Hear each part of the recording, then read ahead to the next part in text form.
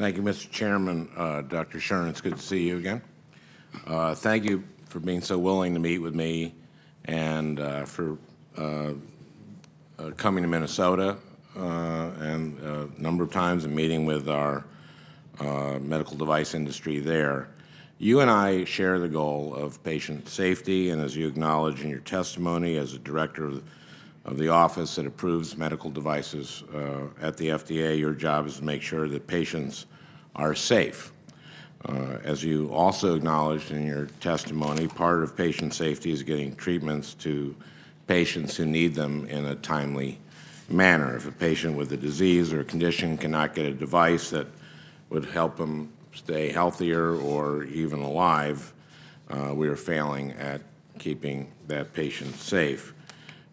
When I talk with medical device manufacturers in Minnesota, they tell me how frustrated they are that they're developing innovative and potentially life-saving devices, but they can't get them to patients because the FDA hasn't approved them yet, and you certainly reference that in your testimony.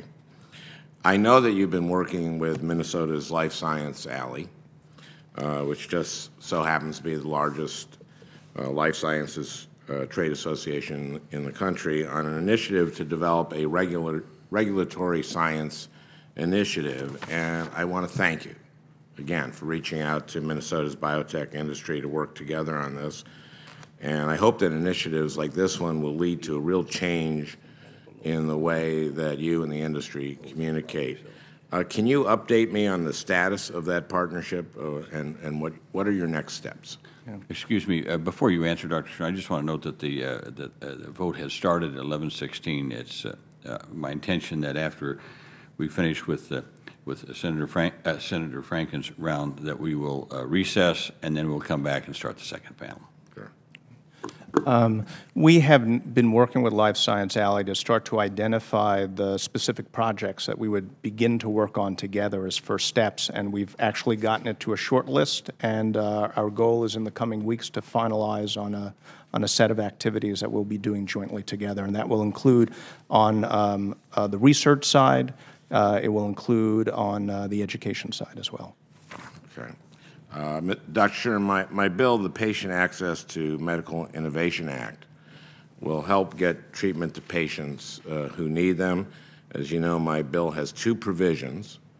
The first part will help patients with rare diseases get them new and innovative treatments, and the second part will remove red tape that keeps the FDA from consulting with the experts in healthcare and biotechnology, which I think dovetails with the goals you have with your regulatory science initiative with Life Science Alley.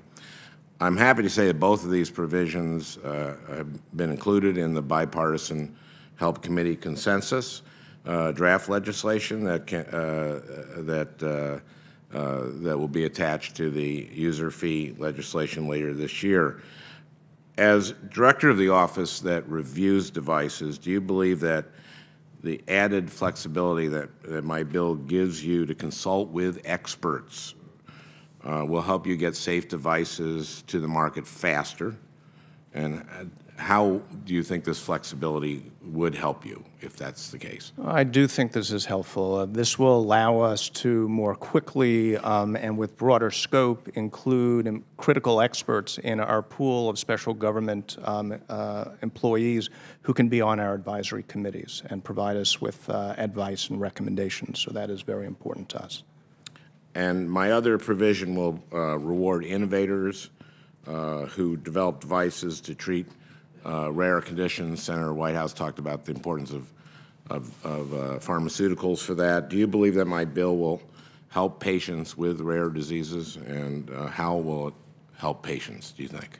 I do, and actually I want to commend you on this particular provision because you have tried to strike that balance of preserving the incentive already in place for developing devices for pediatric conditions while extending that incentive for developing devices for other rare conditions. There are some technical things we would like to work with the committee on for that provision, but this can be an important step forward for incentivizing development of devices for rare conditions. I would be happy to work with you on that and with the chairman. And thank you both for your testimony.